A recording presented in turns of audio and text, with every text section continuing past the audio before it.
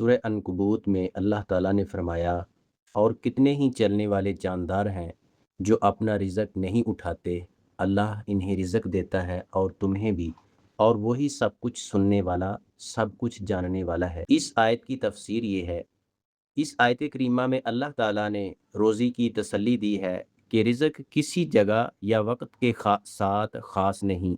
اللہ تعالیٰ کا رزق ساری مخلوق کے لیے عام ہے، جو بھی ہو اور جہاں بھی ہو، بلکہ جن لوگوں نے ہجرت کی ان کا رزق کثرت وسعت اور عمدگی میں پہلے سے کہیں زیادہ ہو گیا، چنانچہ وہ تھوڑی مدت میں ہی تمام علاقوں میں شہروں کے حاکم بن گئے۔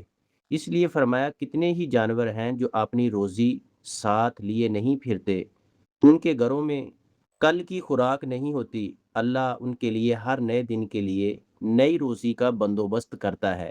زمین کی تہ میں چونٹیوں کو، ہوا میں پرندوں کو، پانی میں مچھلیوں کو ان کی ضرورت کی ہر چیز وافر عطا فرماتا ہے۔